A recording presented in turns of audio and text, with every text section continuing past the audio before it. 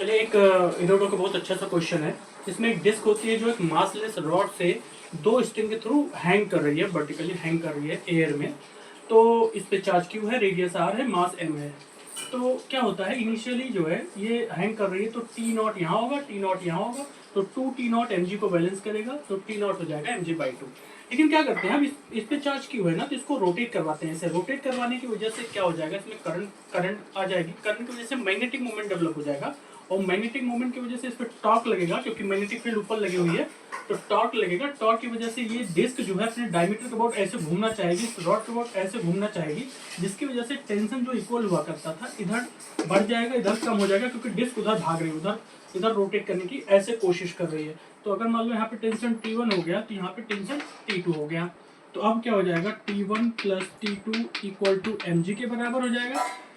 और दूसरा देखिएगा, ये तो हो गया फोर्स बैलेंस। उसके बाद इसके बाद टॉर्क लेंगे तो टॉर्क क्या हो जाएगा, ये टॉर्क उधर जा रहा है और ये भी टॉर्क, दोनों का सेम सेंस है और वो अकेले रोक रहा होगा तो T2 ज़्यादा होगा और बैलेंस करेगा। तो क्या लगा देंगे, T1 इंटू L/2 और इसकी वजह से टॉर्क, मैग्नेटिक फील्ड की वजह से टॉर्क ये बैलेंस कर देगा T2 इंटू L/2।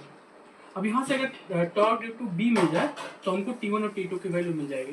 तो कैसे मिलेगा टॉर्क, इसकी वजह से आपको पता है कि मैग्नेटिक मोमेंट और एंगुलर मोमेंटम का जो रेशियो होता है Q/2m, मास होता है उसका। तो यहाँ से मैग्नेटिक मोमेंट हो जाएगा कितना, Q/2m इंटू एंगुलर मोमेंटम जाएगा तो एंगुलर मोमेंटम हो जाएगा आई ओमेगा, आई हो जाएगा mr²/2 इंटू ओमेगा, एम से एम कैंसिल हो जाएगा। तो यहाँ से आपको मिल जाएगा Q ओमेगा r²/4। ये हो जाएगा मैग्नेटिक मोमेंट। और मैग्नेटिक मोमेंट जो होगा वो करंट ऐसे फ्लो हो रही होगी तो मैग्नेटिक मोमेंट इधर आएगा, मैग्नेटिक फील्ड ऊपर है, दोनों बीच में एंगल 90 डिग्री हो जाएगा। तो टॉर्क की वैल्यू क्या हो जाएगी, टाउ इक्वल टू होता है mv sin theta, sin theta 1 हो जाएगा क्योंकि थीटा 90 है। तो टॉर्क टाउ बी हो जाएगा m into B sine 90। m की वैल्यू वहाँ ला के रख देंगे तो हमको मिल जाएगा m की वैल्यू कितना है यहाँ से, Q omega r²/4 into B.